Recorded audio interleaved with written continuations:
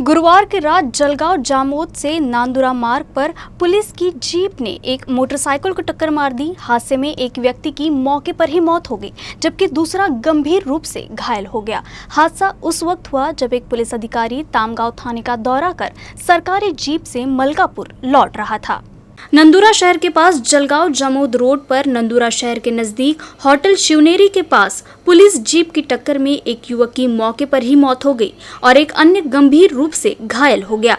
तामगांव से मलकापुर लौटते समय गुरुवार रात करीब 10 बजे पुलिस जीप और दुपहिया वाहन की आमने सामने टक्कर हो जाने से जलगांव जामोद निवासी 32 वर्षीय जहीर खान मुमताज खान की मौत हो गई, तो 20 वर्षीय अरबाज बेग अजीज बेग गंभीर रूप से घायल हो गया।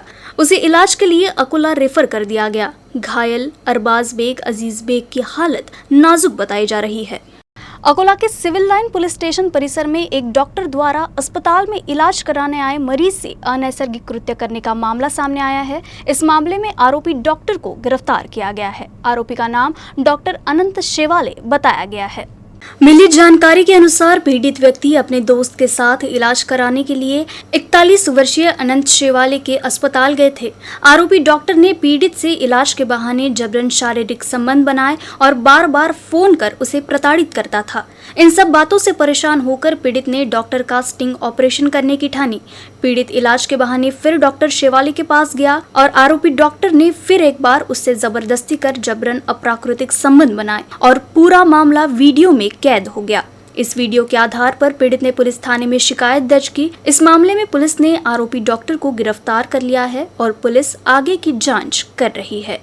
पोक्सो की विशेष अदालत ने 3 नाबालिग लड़कियों का यौन शोषण करने के आरोप में आरोपी को उम्र कैद की सजा सुनाई है। अकोला शहर के जूना शहर पुलिस थाने अंतर्गत रहने वाले 38 वर्षीय चंद्रकांत काशीनाथ जुंगड़े को उम्र कैद की सजा के साथ 5 लाख रुपए जुर्माने की भी सजा सुनाई गई है। विशेष अदालत के न्यायाधीश VD पिंपलकर ने ये फैसला सुनाया है। पीड़िता की मां ने अकोला के जूना शहर पुलिस थाना में 24 मार्च 2018 को शिकायत की थी कि उसकी 8 साल की बेटी और उसकी 2 सहेलियां आरोपी के घर के पास खेल रही थी।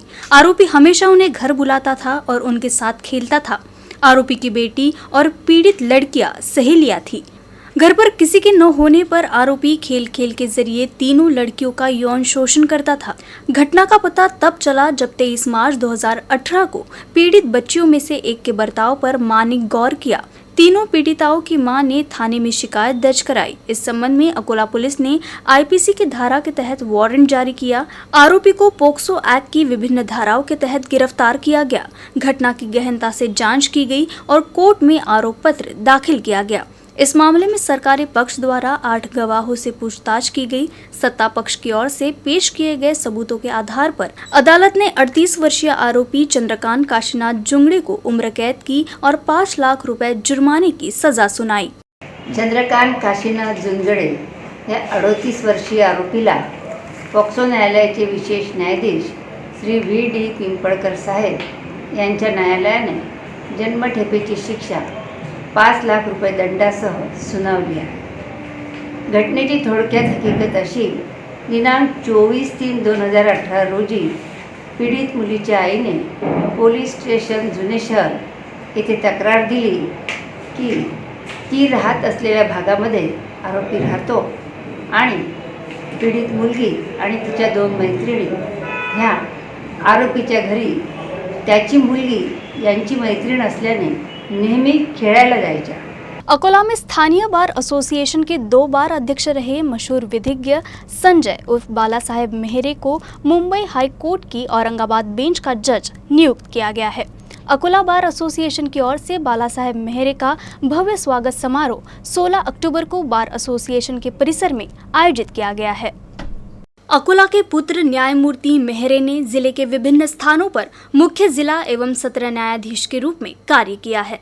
संजय मेहरे को इस साल 2021 में मुंबई हाई कोर्ट की औरंगाबाद बेंच का जज नियुक्त किया गया है। ये भी अकोला वासियों के लिए गर्व की बात है।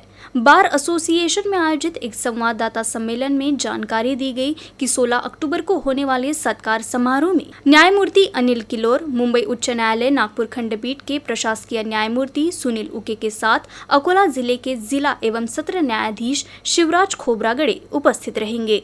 16 तारखेला होणाऱ्या कार्यक्रमासंबंधी आपण पत्रकार परिषद घेतली होती.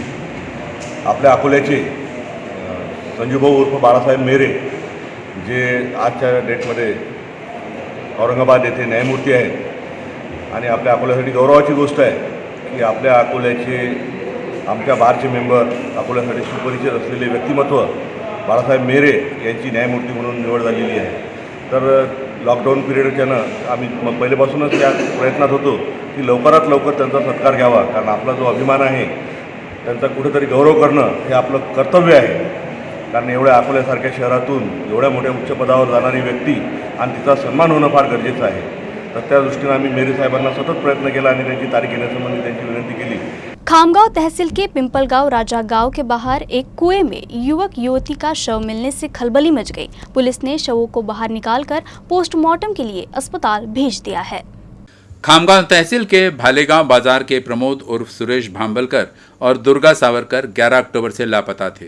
पिंपलगांव राजा पुलिस स्टेशन में उनके लापता होने की शिकायत दर्ज कराई गई थी. दोनों की तलाश जारी रही तो बुधवार की शाम पिंपलगांव राजा स्थित किसान विट्ठल पाटिल के खेत में एक कुएं में दोनों का शव तैरता हुआ मिला.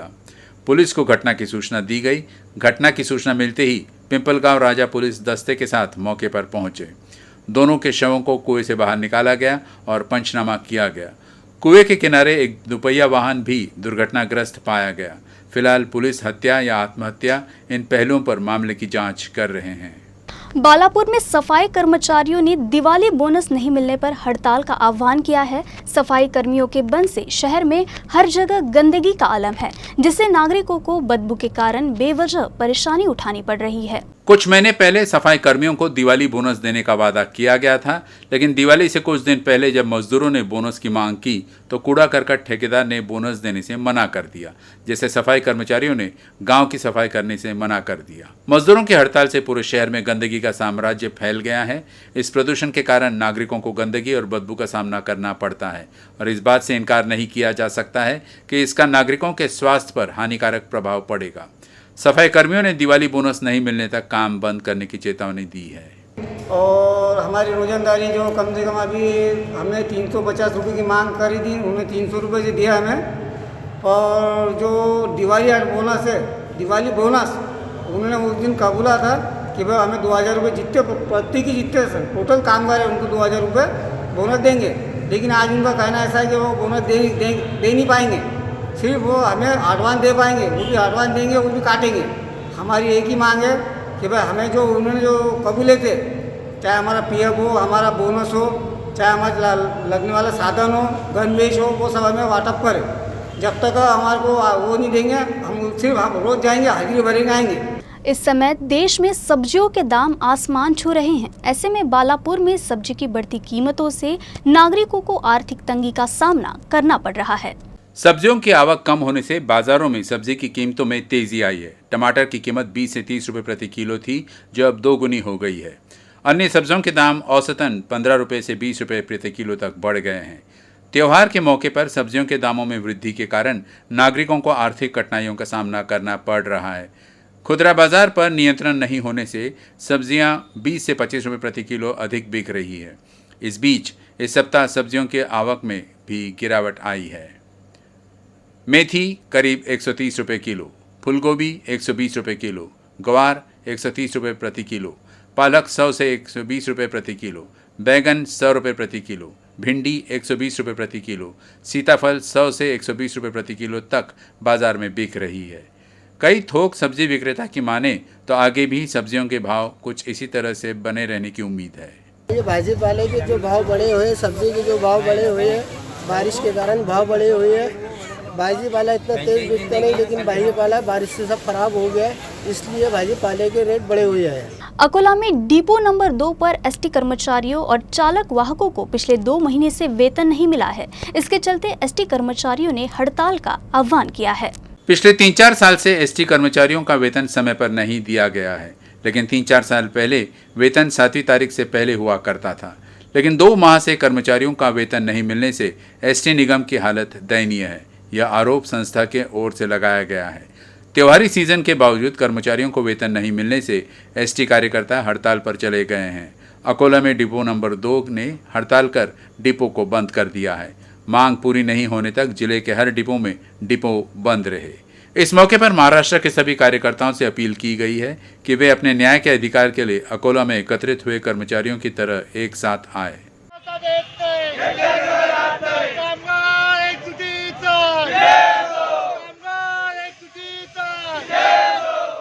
दशहरे के अवसर पर गुरुवार को पुलिस प्रशासन द्वारा खामगांव शहर के मुख्य मार्ग पर रूट मार्च निकाला गया। रूट मार्च शहर के थाना से महावीर चौक, फर्शी, राणा गेट, मस्तान चौक, निर्मल टर्निंग, भुसावल चौक, तिलक पुतला और नांदुरा रोड से शुरू होकर सिटी पोस्ट पर समाप्त हुआ। इस बीच दंगा जैसी स्थिति को कैसे नियंत्रित किया जाए और नागरिकों को क्या सावधानियां बरतनी चाहिए, इस पर दंगा नियंत्रण दल द्वारा तिलक प्रतिमा के पास एक प्रदर्शन किया गया।